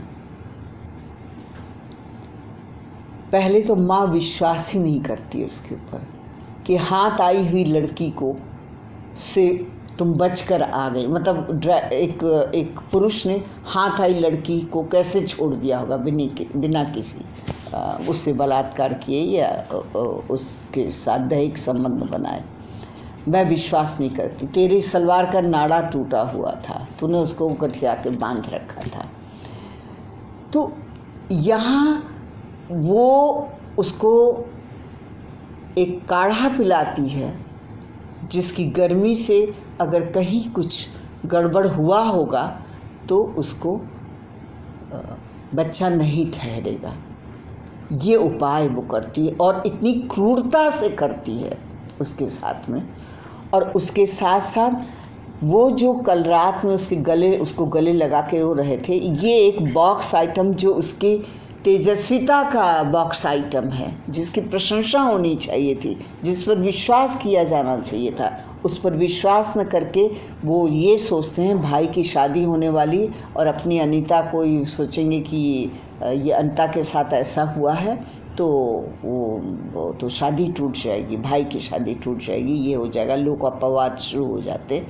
पिता को लगता है पत्रकार घर में टेलीफोन कर रहे हैं, पूछ रहे हैं कि दिल्ली यूनिवर्सिटी की ये छात्रा जो है अनीता आपकी ही बेटी है, अनीता वर्मा। तो बोलते नहीं हमारी बेटी नहीं है। अब कहाँ तो वो बेटी को इतना साहसी बनाना चाहते थे और कहाँ तो वो इस तरह का ये सेक्स की बात आने पर, यौन की बात आने पर वो बेटी कह रही है कि वो कुछ नहीं कर पाया और मैं बचकर आ गई हूँ, पर उस पर विश्वास नहीं करते। अब ये बेटी जो है आत्महत्या करने की सोचती है। उसको लगता है एक बलात्कारी से तो वो बचकर आ गई, लेकिन घर में मौजूद इन 5 बलात्कारियों से वो कैसे बचे, 4 बलात्कारियों से कैसे बचे। छोटी बहन से लेकर के सब के खिलाफ भर दिया जाता है। तो कहने का अर्थ है कि कथनी और करनी में अंतर। परिवार में ही लड़की सुरक्षित नहीं है परिवार ही नहीं सोचता है, उस लड़की को शिक्षा देता है, कहता है, उसको पूरा भरोसा है लड़की के ऊपर, लेकिन वो भरोसा नहीं करता है। वो खुद मुक्त नहीं हुआ है, वो लड़की को मुक्त करने की बात करता है, लेकिन खुद मुक्त नहीं हुआ। जब अपने ऊपर आती है, अपनी बेटी के ऊपर, तो वो जा कर के अपनी बेटी को बंद कर देता है कमरे के अंदर कि ये औरों से बात न करे, और जो भी उस बात करे पास पड़ोस कहे कोई और अनिता गुप्ता है, ये दिल्ली यूनिवर्सिटी में कोई एक ही अनिता वर्मा तो नहीं पढ़ती है, गुप्ता जो भी नाम है। तो ये इस कहानी का मर्म है।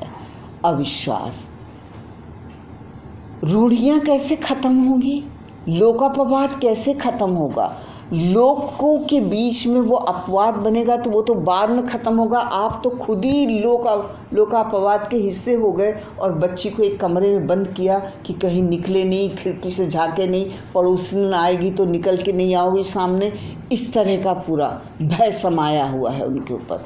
तो ये प्रेत योनि कहीं नहीं है, कहीं स्वर्ग और नरक नहीं है, ये यही है प्रेत योनि। ये उसको लगता है कि घर के लोग जो उसके अपने लोग हैं वो प्रेत में बदल गए हैं और इसी योनि में, और वो उसको इस तरह से वो कर रहे हैं। उसे आत्महत्या कर लेनी चाहिए और वो आत्महत्या करने के लिए प्रवृत्त होती, लेकिन वो कहीं ना कहीं उसको ये रेडियो से एक समाचार उस कान में पड़ता, कमरे में उसको बंद कर दिया गया है कि वो अनिता गुप्ता को लेकर के पुलिस मुख्यालय ITO के सामने, दिल्ली की ही कहानी, ITO के सामने यूनिवर्सिटी के सारे लड़के लड़कियां ह्यूमन चेन बनाएंगे और प्रेशराइज करेंगे कि अब तक 3 दिन हो गए, वो ड्राइवर जो है पकड़ा क्यों नहीं गया है, वो पकड़ के उसको पकड़ा जाए, उसको सज़ा मिलनी चाहिए इस कृत्य के लिए। तो इसके कान में आवाज़ पड़ती तो तब ये वो फंदा निकाल करके और ये सोचती है, जो भी करती है, कि वो कुंडी लगा करके माँ जब पूजा घर में पूजा कर रही थी वो भाग जाएगी और उसके ही लिए धरना देने वालों अपनी ही पीढ़ी के साथ खड़ी रहेगी, क्योंकि वो पीढ़ी सवाल नहीं कर रही है कि उसके साथ क्या हुआ, उसके साथ जो हुआ गलत हुआ, उसको दंड मिलना चाहिए, और वो उसके सम्मान और आत्मसम्मान की बात कर रहे हैं कि जो उसके साथ हुआ। तो अपने ही घर से किस तरह से वो लड़की एक प्रेत योनि की स्थिति में जीने के लिए बाध्य होती है, लेकिन वो भाग जाती है, तय करती है और भाग करके कि मैं भी शामिल होंगी, जो मेरी लड़ाई लड़ना चाहते हैं मैं उनको उनके साथ खुद भी जा कर के खड़ी रहूँगी और मांग करूँगी। तो ये कहानी है। और तो समाज आगे बढ़ता है। सवाल ये है, जो दूसरों के लिए कहता है वो अपने लिए भी मौका पड़ने पर क्या अपने लिए भी वो मुक्त हो पाता है उस कंडीशनिंग से जो वो समाज से चाहता है? ड्राइवर से तो वो चाहते हैं कि लड़की के साथ गलत किया, लेकिन कहीं ना कहीं एक लड़की को आप उसकी अक्षत योनि चाहते हैं, यानी कुंवारापन एक होता है ना, एक लड़की को आपकी वही कंडीशनिंग है कि आप उसे कुंवारेपन की परिभाषा जो चली आ रही है उसी में खड़े हुए देखना चाहते हैं। मान लो ड्राइवर ने उसके साथ कुछ किया भी होता तो भी आप माँ बाप हैं, आपको हिम्मत होनी चाहिए कि आप उसको सामना करने की भी हिम्मत से सामना करने की भी हिम्मत दें, लेकिन नहीं करते। तो समाज का ये कुरूप सत्य है कि भारतीय समाज का, कि आप जिन चीज़ों से मुक्त होने की ताकत अपनी बच्ची को सौंपते हैं, आप ही उसके संहारक हैं। ये है। और आपने जो विनय पूछा सवाल कि कैसे लिखते हैं, मुझे लगता है कि कोई भी घटना जो हम देखते हैं वो समाज में कहीं भी हुई होती है, किसी के साथ भी हुई होती है, लेकिन लेखक के साथ जब तक उस घटना को वह अपने ऊपर गुजरता हुआ जब महसूस करने लगता है उस तकलीफ़ को, तो फिर वो सोचता है कि ये घटना इस दृश्य से उसका पीछा कर रही है। कहानी सिर्फ इतनी ही नहीं है कि एक बलात्कारी ड्राइवर और एक भागती, उससे बच भागने की फिराक में लड़की, इसमें समाज के हर वर्ग के लोग जुड़े हुए हैं। नई पीढ़ी क्या सोचती है?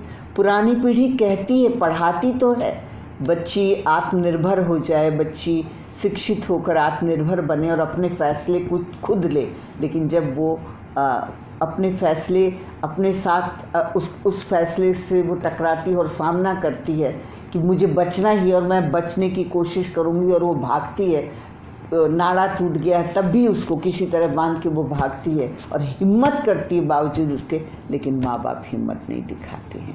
तो ये जो पीछा करता है लेखक के मन में, ये घटना बैठ गई और स्वयं उसके ऊपर बीतती है कि अगर वो इन स्थितियों और परिस्थितियों में होता तो क्या करता। और जब कोई घटना या समाज का कुरूप सत्य, दोहरा सत्य, छद्म भरा सत्य ये है कि वो घटता है तो वो सत्य तो है ये, लेकिन छद्म भरा सत्य, तो वो कहीं ना कहीं उसको लगता है कि इस छद्म भरे सत्य को बेधना है, इसको बेधे बिना नहीं चल सकता। क्योंकि ये पक्ष तो ठीक है, कहानी हो गई, घटना हो गई, वो हो गई, लेकिन दृष्टि क्या है, क्यों लिखना चाहिए? ये कहीं ना कहीं समाज का ये सत्य जब एक लेखक के साथ उसका सत्य हो कर के बीतता है उसके ऊपर, तो वो उस पीड़ा का अनुभव करता है। और जब मैं उसको अनुभव करती हूँ तब मुझे लगता है कि मुझे कहानी लिखनी पड़ेगी, मुझे माँ बाप के इस सत्य को उद्घाटित करना पड़ेगा, उसके दोहरे मानदंडों को, उसके छद्म को बेनकाब करना पड़ेगा। आपने बच्चे को साहस दिया, लड़की को साहस दिया, और बावजूद इसके आप फिर उसको उसी नज़रों से देखते जिससे सारी दुनिया देख रही है, तो आप अलग कहाँ हुए? और सारी दुनिया कहाँ देख रही है? नई पीढ़ी की नज़र बदल चुकी है, नई पीढ़ी तो उसके साथ खड़ी है, वो चाहती कि उसको दंडित किया जाए। तो क्या होना चाहिए? तो ये होना चाहिए था कि भैया, तो ये जो अपने ऊपर बीतना होता है, कोई भी लेखक जब किसी भी यथार्थ को अपने ऊपर बीतता हुआ महसूस करता, अपने मर्म पर बीतता हुआ महसूस करता है, तो उस पीड़ा को लेकर के तो तब वो लिखने की सोचता है। और ऐसी बहुत सी चीज़ें होती हैं जो दिमाग के अंतःप्रकोष्ठों में पड़ी रहती हैं, पोटलियों में बंधी हुई, लेकिन कभी कभी कोई ऐसी घटना घटती है, उसके आसपास की कोई ऐसी घटना घटती है कि उसके जो संकेत हैं वो कहीं उन संकेतों से जा टकराती हैं जो कोई बहुत पहले की कोई घटना ऐसी दिमाग में पड़ी हुई रही और उस पर लिखा नहीं गया। तो कहानी तो एक ही बन सकती है। तो फिर मैं उसको सोचती हूँ कि मैं किन तर्कों और पक्षों को लेकर के इस चीज़ को रचूँ, तो तब वो कहानी लिखी जाती है। कैसे लिखी गई मुझे नहीं मालूम, लेकिन ये है कि प्रेत योनि बहुत चर्चा का भी विषय बनी उस तरह से, और आए दिन इस तरह की घटनाएं तो घटती रहती। निर्भया कांड तक हुआ है ना। निर्भया कांड की कहानी मेरे लिए तब बनती यदि निर्भया जिंदा रह जाती, तब क्या माँ बाप ऐसे ही होते, इसी मनस्थिति में। समाज ऐसा ही होता। समाज क्या होता है? एक घर परिवार, दूसरा घर परिवार, तीसरा घर परिवार, 8-10 परिवार, तो समाज का एक कोना आ जाता है। तो समाज क्या होता है? ऐसे ही तो जुड़ते हुए चले जाते हैं लोग। लेकिन कहानी निर्भया की बनी नहीं है। मैं सोचती हूँ अगर मैं लिख रही होती तो क्या करती। या मैं उनके माँ बाप की जगह मैं होती, जिस पीड़ा से, अपमान से बेटी के साथ क्रूरतम हुआ, लेकिन अगर वो बच जाती तो आप तो उसके लिए फिर एक क्रूरता से वो निकल आई है, दूसरी क्रूरता ये होती, भले आपने उसका दैहिक नहीं शोषण किया, लेकिन मानसिक बलात्कार भी दैहिक शोषण से ज़्यादा भयानक बलात्कार है। तो ये है। जी, तो लिखने की प्रक्रिया से जुड़ा हुआ सवाल था कि चूँकि हम विद्यार्थी हैं, हम भी निबंध लिखते हैं और कभी कभार हम पाते हैं कि हम एक रचनात्मक संकट में पड़ जाते हैं, जिसको अंग्रेजी में राइटर्स ब्लॉक कहा जाता है। तो जब आपके साथ ऐसा होता है तो आप उसका सामना कैसे करती हैं, और कोई राय हो अगर आप जो हमें दे सकें उसको उसका समाधान। राइटर्स ब्लॉक आता नहीं है, लिखने में विलंब होता है, मगर वो ऐसा नहीं होता कि वो स्लेट की तरह साफ, वो जिस चीज़ पर हम लिखना चाहते हैं हो गया, वो अपने तर्क खोजता रहता है हमारे भीतर। सोचो, निबंध का कोई तो विषय होगा जिस पर आप लिखना चाहते हैं, और उस विधा की अपनी एक अलग तरह का निर्वाह होगा उस विधा का। जब निबंध लिखते हैं तो उसकी भाषा क्या होगी? निबंध में कोई पात्र नहीं होता है, एक विचार होता है, एक मुद्दा होता है, उसको लेकर के आप लिखते हैं। तो वहाँ पात्र तो अपनी बात कहने के लिए निकल के नहीं आते हैं निबंध में, लेकिन जब कभी ऐसा महसूस हो तो उस विषय को क्या आपने अपनी डायरी में नोट किया है जिस पे आप लिखना चाहते थे? कभी इतने दिनों तक नहीं लिख पाए, इसका मतलब उसके लिए जो पर्याप्त तर्क चाहिए होते हैं वो नहीं इकट्ठा कर पाए आप। मैं ऐसा करती हूँ, मैं अपनी डायरी में नोट कर लेती हूँ कि ये चीज़ मैंने देखी, ये चीज़ मैं चली आई हूँ, मेरी यात्रा ख़त्म हो गई है, लेकिन मैं उस बिहार के उस प्रदेश से निकल के आई हूँ। ट्रैफिकिंग के आए दिन केस होते रहते हैं, ये केस कुछ अलग है। एक बच्ची ने मुझसे कहा, भूमिका बिहार में ट्रैफिकिंग की बच्चियाँ अपनी कथा खुद कह रही थी, अपने शोषण की कथा। उस बच्ची ने मुझसे सवाल किया, जब मैंने उसे सम्मानित कर दिया तो उस बच्ची ने मुझसे कहा, बहुत से लोगों ने यहाँ मुझसे सवाल पूछते हैं, मैं आपसे एक सवाल पूछना चाहती हूँ। मैंने कहा इसको माइक पर बुला लो बच्ची के लिए, उसकी ऊंचाई छोटी थी, उसको ऑपरेट के। उस बच्ची ने मुझसे कहा कि हम 4 बहनें और एक भाई, पिता बहुत गरीब, इतनी अभाव भरी जिंदगी है कि तन में पहनने के लिए नए कपड़े तक नहीं खरीद सकते। गांव में पुराने कपड़े मांग मूंग करके गुजर होती। लेकिन मेरे पिता ने, अभी भी मैं सबसे बड़ी हूँ बहनों में, लेकिन मेरे पिता ने मेरी शादी इतनी जल्दी करने की क्यों सोची? मैं गांव के स्कूल में, टाटपट्टी के स्कूल में भी जाती हूँ घर के काम निपटा करके।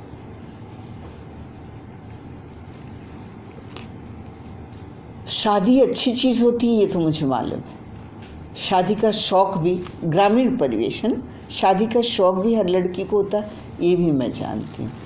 लेकिन अब मैं ये सोचती हूँ, जब मैं फिर से पढ़ रही हूँ और भूमिका हमें पढ़ा रही है, और आपने हमसे पूछा कि तुम क्या बनना चाहती हो, तो मैंने कहा मैं IAS बनना चाहती हूँ।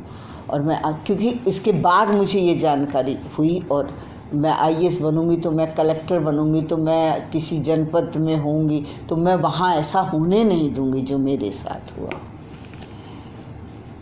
लेकिन मैं ये सोचती हूँ कि मेरे पिता ने क्या समझे नहीं कि वो जो आदमी कहता है कि मैं इसको कलकत्ते ले जाऊंगा और वहाँ 2-4 तुम्हारे गांव वाले लोग हैं उनको बुला के वहाँ उनके सामने शादी कर लूँगा इससे, या यहीं शादी कर दो किसी मंदिर में और इसको अपने साथ रखूँगा, मेरे को घर में बीवी की ज़रूरत है ना। और मेरे पिता को 20,000 रुपये भी उसने दिए। तो मेरे पिता ने मेरी उम्र छोटी होने के बावजूद मेरी शादी में इतनी हड़बड़ाहट क्यों मचाई, जबकि मेरा भाई मुझसे 3 साल उम्र में बड़ा है। मेरे पिता ने उसको क्यों नहीं उस आदमी को बेचा कि तेरे घर में ये खाना बना दिया करेगा, इसको नौकरी की ज़रूरत है, मुझे क्यों बेचा। यानी लड़की के मन में ये प्रश्न जो उठा कि कोई बाप अपने बेटे को नहीं बेचता, लड़कियों को ही क्यों ट्रैफिकिंग के जंजाल में आना पड़ता है।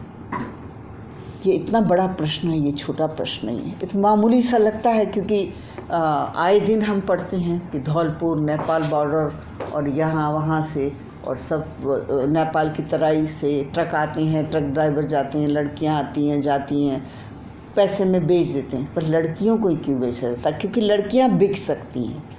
उनकी जो कीमत देकर गया है पिता को 20,000, वो कीमत उससे दुगनी निकाल लेगा या चौगुनी निकाल लेगा। ये एक लड़की बच्ची के मन में ये प्रश्न आया अपने पिता को। बोली मैंने कहा हाँ ये तुमने बात कही है, क्यों नहीं, मैं भी इसके बाद से सोचूंगी इस बात पर कि क्यों पिता लड़कियों को ही क्यों बेचता। क्योंकि पता है कि लड़कियों की डिमांड है, लेकिन वो डिमांड क्या है वो जानता है। वो डिमांड निरंतर बनी रहने वाली। और आज भी झारखंड हजारीबाग से एक को पकड़ा गया है, अभी एक केस आया है। तो ये प्रश्न ऐसा है कि वो बच्ची, मैंने कहा पिता है माफ़ करो उन्होंने तुमको बेच दिया, लेकिन अब तो तुम पढ़ाई कर रही हो ना, अब तुम पढ़ोगी, जो तुम चाहोगे वो तुमको मिलेगा। हम नहीं कर पाएंगे तो कोई ना कोई समर्थ है जो आएगा और करेगा। ऐसे देवदासियों के बच्चों को भी, जो अवैध बच्चे हैं, उनको भी हम लोग कोशिश करते हैं कि किसी घर के अच्छे, अगर उसे एक बच्चा है और एक बच्चे की और ज़रूरत है तो अडॉप्ट कर ले, उसका नाम वगैरह सब मिटा दे, अपना नया नाम रख दे और ऐसा करे। कानून में हम ये प्रावधान चाहते हैं कि जब 3 साल का बच्चा गोद दिया जा रहा है तो उसका पुराना वो न रखा जाए कि अनाथ बच्चा था इसको गोद दे, टोटल उसकी पहचान ख़त्म कर दी जाए, उसी की पहचान हो जाए जो उसे गोद ले रहा है। तो बहुत छोटे छोटे से वो हैं ये चीज़ें। तो अब इस बच्चे, ये कहानी में लिखना चाहती हूँ पर तर्क जुटाना चाहती हूँ, तर्क लॉजिकली। मैंने कहा तुमको पिता पर बहुत गुस्सा है? बोली मुझे इतनी घृणा है। पहले मुझे कुछ दिनों तक लगता था कि मैं पिता जो गंडासा रखता है घर में, लकड़ियाँ काटने के लिए ले जाता है, वो जो धान काटते हैं वगैरह, उससे मैं उसको जब कभी मिलेगा तो मैं उसकी गर्दन काट दूँगी। उसने भाई को क्यों नहीं बेचा? लेकिन अब उसको समझ में आ गया है, एक बच्ची इस बात को समझ गई कि उसकी देह बिकती है, वो नहीं बिकती है, उसकी देह बिकती है और बार बार उसकी देह बिक सकती है और बार बार कमाई हो सकती है। ये लड़कियों से हो सकती है, लड़कों से नहीं हो सकती। और लड़के को एक पारंपरिक है कि लड़का तो एक हुआ, 4 लड़कियों के पीछे एक लड़का, तो लड़का तो उसका आसरा बनेगा बुढ़ापे का, है ना। तो ये वो पितृसत्तात्मक सोच भी है। तो कई दफ़े ऐसा होता है किसी भी विषय को जब भी लगे कि अभी राइटर्स ब्लॉक हो रहा है तो सोचो, डायरी पलटो, किस विषय पर कहाँ छूट गया था, कुछ तर्क इकट्ठे करने चाहिए और लिखने के लिए कुछ और किताबें पढ़नी चाहिए, ऐसी किताबें जो आपकी जो सर्जना है, जो सृजनात्मकता है, लिखना चाहते हैं आप, वो कहीं ना कहीं उसको और पोषित कर दे, सिंचित। कई दफ़े लगता है कुछ चीज़ें पढ़ते हैं तो चैलेंज हो जाती हैं, लगता है कि काफका की डायरी पढ़ी, अब तो बैठ जाना चाहिए लिखने के लिए, तो ये एक चैलेंज हो जाता है और अक्सर होता है। लेकिन तो ये प्रसंग भी इसीलिए, तो कोशिश करते रहो, एक दिन बहुत लिखोगे और बहुत अच्छा लिखोगे। मुझे भी आपकी जो डोमिन काकी जब मैंने कहानी पढ़ी थी। हाँ मैंने तो, और मैं बिहार का हूँ, छपरा मेरा घर है और पुश्तैनी मैं भूमि का बिहार में पटना की तो बात कर रही हूँ, ये है ना। तो वहाँ हमारे गांव में जो हमारे यहाँ जो चमैन आती है और हमारी माँ भी बूढ़ी हो गई, तो मैं देख रहा था कि जैसे जो कास्ट का जो है कि जैसे आपने लिखा कि आप काकी आपने नहीं कहा तो था। लोग कहते हैं ना गांव में तो सब बड़े प्यार से बिना रिश्ते के बात नहीं कर सकते। तो ये कैसा रिश्ता है? सिर्फ कहने और एक का विडम्बना भी है ना, कि विडम्बना ऐसा भी नहीं है कि लोग ऐसे चमार बोल देते हैं किसी को, तो एक वो भी है, एक मिठास है, और उसके साथ साथ एक दूसरे दुर्भावना, ये दोनों है। बिल्कुल। तो मैं देखा कि मेरी अब हमारा ब्राह्मण का घर है ना जाति में, और वो है, लेकिन जब वो आएंगी तो जो संबोधन होता है और जो प्रोनाउन इस्तेमाल भोजपुरी में होता है, तो तू इनफॉर्मल या ये नहीं होता है, वो उनको रउआ बोलती है ना। कितना मीठा बताओ, रउआ बोल के। हाँ ना, तो इन चीज़ों को कि बउआ रउआ एक कलेजा। हाँ, रउआ मतलब अपने सास को भी रउआ बोल रही हैं। और वो आई हैं, वो आएंगी अपना जो सर्विस है उनके लिए कि हाँ किसी को बच्चा हुआ है तो वो मालिश करेंगे या कुछ इस काम और देना लेना भी सब वो सोने का भी दे दिया जाएगा कि हाँ जो हुआ है वो सब। तो उन चीज़ों को मैं हमेशा देखता हूँ कि जो बाकी जो साहित्य लिखा जाता है, जो लेख लिखा जाता है, तो एक ही तरह से, जिसको आपने कहा कि प्रेमचंद्र और जो दलित साहित्य है उसमें बहुत ही एक राजनीतिक दृष्टिकोण से या किसी और तो है ना, तो वो मेरा तो झगड़ा ही शिवराज जी से ऐसा हुआ। मैंने कहा एक आप बैठ नहीं सकते थे, इसको अभी उठिए बाहर जाइए, आपका छुआ हम खा नहीं सकते जो है उसको। अच्छा, फिर जो जातिगत समस्याएं भी जो हैं हमारे गांव में, मैंने नहीं देखा है कि मैला ढोने वाली कोई जाति है, क्योंकि वहाँ जो है वो बहुत जनतांत्रिक है, सब लोग खेत में ही जाते हैं, भले ही आप किसी भी लोटा लेके जाने वाले हैं, तो आप सब लोग वहाँ बढ़नापा है सब सारे गांव का वो इंटरनेट है वहाँ पर लगा रहता है। उस तरह का है। और एक हम ग्रुप फोटो आपके साथ जरूर, ये मेरा सौभाग्य है। बहुत हम लोगों का भी सौभाग्य है, और इनमें से ये